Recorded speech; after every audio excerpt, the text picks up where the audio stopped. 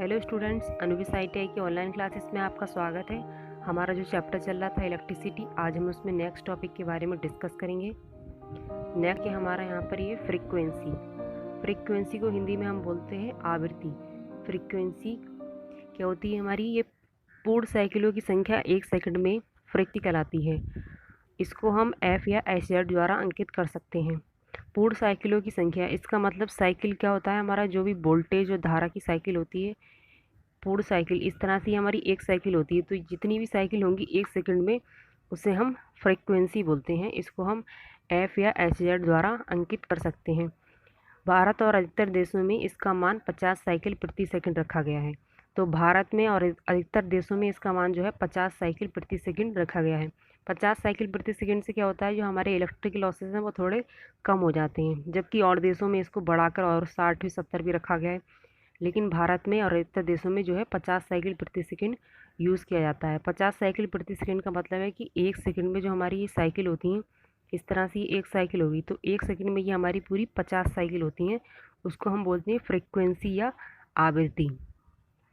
जो हमारा बल्ब होता है वो 1 सेकंड में 50 बार जलता है और 50 बार बुझता है। लेकिन 1 सेकंड में वो 50 बार जलना, 50 बार बुझता है, तो हमें लगातार वो जलते हुए ही दिखाई देता है। ये हमारी होती है फ्रीक्वेंसी। इसको हम F या SZ द्वारा अंकित कर सकते हैं। 1 सेकंड में जो भी साइकिलों की संख्या होगी, पूर्ण साइकिलों की संख्या, ये हमारी एक साइकिल होगी, वो हमारी फ्रीक्वेंसी कहलाती है। और भारत और अधिकतर देशों में 50 साइकिल प्रति सेकंड ये रखी गई है। इसके लिए ये फार्मूला भी हम यूज़ करते हैं, फ्रीक्वेंसी बराबर पोलों की संख्या गुणा गति बटे 2 × 60। नेक्स्ट टॉपिक है हमारा कंडक्टेंस। कंडक्टेंस हमारा क्या होता है? ये हमारा प्रतिरोध के अपोजिट होता है। जो प्रतिरोध होता है उसके उल्टा होता है कंडक्टेंस। इसमें दिखाया गया है कि ये पदार्थ का वह गुण है जो कि विद्युत करंट को प्रवाहित करने में सहायक होता है। इसे हम कंडक्टेंस कहते हैं और इसे कैपिटल G से प्रदर्शित करते हैं। जैसे कि आपने प्रतिरोध में पढ़ा था, प्रतिरोध क्या होता है? ये हमारे विद्युत के प्रवाह का विरोध करता है। और जबकि कंडक्टेंस में क्या होता है? कंडक्टेंस में क्या होता है? ये विद्युत के प्रवाह में सहायक होता है। तो ये प्रतिरोध और कंडक्टेंस क्या होते हैं? एक दूसरे के अपोजिट होते हैं। कंडक्टेंस को हम कैपिटल G से प्रदर्शित करते हैं। इसके लिए देखिए यहाँ पे ये फार्मूला V = 1/R, यानी कि ये प्रतिरोध के अपोजिट हो गया कंडक्टेंस हमारा। कंडक्टेंस में बस ये इतना अंतर होता है कि ये विद्युत के प्रवाह में सहायक होता है, और प्रतिरोध क्या होता है? ये विद्युत के प्रवाह का विरोध करता है। इसकी इकाई होती है महो। महो मतलब क्या है? ये ओम की उल्टी होती है। जैसे प्रतिरोध की होती है ओम, OHM, इसकी क्या होती है? महो, ओम की उल्टी। ऐसे इसका सिंबल होता है। ये प्रतिरोध का सिंबल इस तरह से होता है हमारा, इस तरह से करते हैं। और ये क्या होता है? कंडक्टेंस में इसका उल्टा हो जाता है। जैसे कि इसकी डेफिनेशन भी उल्टी होगी। यहाँ पे क्या होता है? प्रतिरोध बहाने में, करंट को बहाने में सहायक होता है, जबकि रेजिस्टेंट क्या होता है? विरोध करता है। इसी तरह से इसकी ये इकाई भी अपोजिट हो जाती है। इसको यहाँ दिखाया है G = 1/R। ये हमारा होता है प्रतिरोध के अपोजिट, यानी कि प्रतिरोध का उल्टा। नेक्स्ट है हमारा इम्पीडेंस। इम्पीडेंस क्या होता है हमारा? इम्पीडेंस होता है हमारा AC सर्किट में रेसिस्टेंस और रिएक्टेंस द्वारा जो उत्पन्न बाधा होती है, उसे हम इम्पीडेंस कहते हैं। AC सर्किट में रेसिस्टेंस और रिएक्टेंस। रेसिस्टेंस तो आपने सुना होगा, रिएक्टेंस के बारे में हम आपको समझाते हैं। रिएक्टेंस क्या होता है? हमारी 3 चीज़ें होती हैं यहाँ पर, 3 चीज़ें होती हैं, इसके द्वारा हम समझेंगे रिएक्टेंस को। रेसिस्टेंस, रिएक्टेंस और इम्पीडेंस।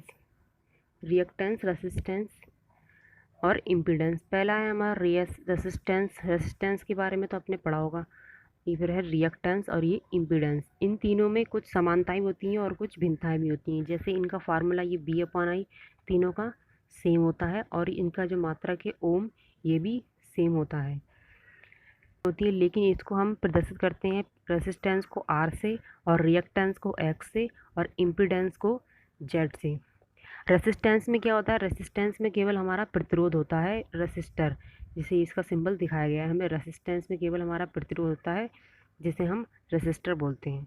रिएक्टेंस में क्या होता है? रिएक्टेंस में अगर हम इंडक्टर और कैपेसिटर का यूज़ करें, एक ही सर्किट में अगर हम इंडक्टर और कैपेसिटर का यूज़ करें, तो हम उसे बोलते हैं रिएक्टेंस। रिएक्टेंस समझ में आ गया? रिएक्टेंस क्या होता है हमारा? रेसिस्टेंस में क्या होता है? केवल हम प्रतिरोध यूज़ करते हैं। और रिएक्टेंस में क्या होता है, रिएक्टेंस में इंडक्टर और कैपेसिटर का यूज़ करते हैं, तो हम उसे बोलते हैं इंडक्टर। और ऐसे ही हमारा इम्पीडेंस है। इम्पीडेंस में क्या होता है, अगर हम रेसिस्टर के साथ इंडक्टर यूज़ करें, रेसिस्टर के साथ कैपेसिटर यूज़ करें, और अगर तीनों एक साथ यूज़ करें, रेसिस्टेंस, इंडक्टर और कैपेसिटर, तो हम उसे बोलते हैं इम्पीडेंस। इम्पीडेंस ये होता है हमारा। इम्पीडेंस तो हमारा किससे मिलकर बना है, रेसिस्टर और रिएक्टेंस, इन दोनों से मिलकर जो बनेगा उनसे बोलेंगे हम इम्पीडेंस। अब इसमें क्या होता है, रेसिस्टर के लिए तो हम आर से शो करते हैं प्रतिरोध।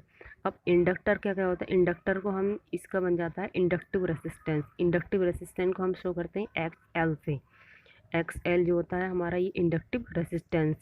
और कैपेसिटिव रेसिस्टेंस को हम शो करते हैं एक्स सी से, एक्स सी से। और यहाँ पे ये इस इम्पीडेंस को करते हैं प्रदर्शित जेड से। तो एक्स एल जो हमारा फार्मूला ये बराबर होता है, ये हमारा आवृत्ति के होता है 2πf। ये फ्रिक्वेंसी का फार्मूला 2πf, ये इसके बराबर एक्स एल बराबर आ जाते हैं हमारे 2πf के। एक्स एल क्या होता है, इंडक्टिव रेसिस्टेंस, और एक्स सी होता है कैपेसिटिव रेसिस्टेंस। कैपेसिटिव रेसिस्टेंस हो जाएगा ये 1/2πf की, 1 में हो जाएगा ये 2πf अपोजिट इसके फ्रिक्वेंसी की। और जेड बराबर क्या होता है, जेड इक्वल टू रूट में होता है अंडर रूट में r² plus x L square. अगर एक्स एल हम करेंगे, अगर रेसिस्टेंस और इंडक्टर की बात हुई तो रेसिस्टेंस आर को जोड़ेंगे, और यहाँ पर ये दिखाया गया है इसको जोड़ेंगे एक्स एल को। और अगर रेसिस्टेंस और कैपेसिटर की बात होगी तब हम जोड़ेंगे आर को और इसको जोड़ेंगे एक्स सी को। ये उल्टा हो जाएगा यहाँ पर 1/XC। तो ये इन तीनों में दिखा है जो भिन्नता और समानता है। रेसिस्टेंस, रिएक्टेंस और इम्पीडेंस में क्या अंतर है कि रेसिस्टेंस को इससे शो करते हैं, रिएक्टेंस में क्या होता है, इंडक्टर और कैपेसिटर होता है। इम्पीडेंस में क्या होती है, हमारी तीनों चीज़ें आ जाएंगी, रेसिस्टर आ जाएगा, इंडक्टर आ जाएगा, रेसिस्टर कैपेसिटर भी आ जाएगा। रेसिस्टर, कैपेसिटर और इम्पीडेंस और कैपेसिटर तीनों चीज़ें आ जाएंगी। इसके लिए फार्मूला ध्यान रखना, आगे आगे याद इसमें यूज़ होगा क्वेश्चन में। इंडक्टिव रेसिस्टेंस होता है एक्स एल बराबर 2πf, और कैपेसिटिव रेसिस्टेंस एक्स सी बराबर 1/2πf। ठीक है, इसके लिए फार्मूला होता है, ये सब दिखाया गया यहाँ पे। नेक्स्ट है हमारा, अगर यहाँ पर देखिए अगर तीनों चीज़ें एक साथ लगी हो तो उसके लिए ये फार्मूला होता है आर अंडर रूट में r² plus x l minus x सी।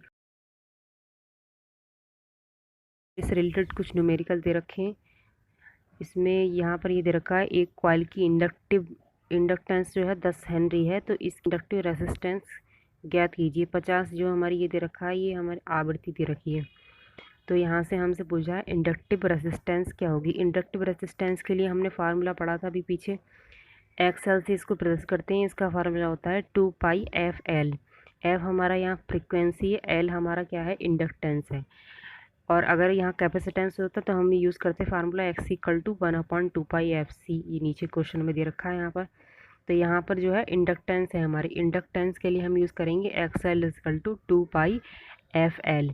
पाई की वैल्यू रख देंगे यहाँ पर 3.12, एफ होगी फ्रिक्वेंसी 50, एल हो गई हमारी इंडक्टेंस 10। तो यहाँ से ये सॉल्व करके आ जाएगा 314.2 ओम। इन सबका जो मात्रक होता है रेसिस्टेंस और इंडक्टेंस, सबका जो मात्रक होता है ये ओम ही होता है। नेक्स्ट एक और न्यूमेरिकल दे रखा है हमारा यहाँ पर,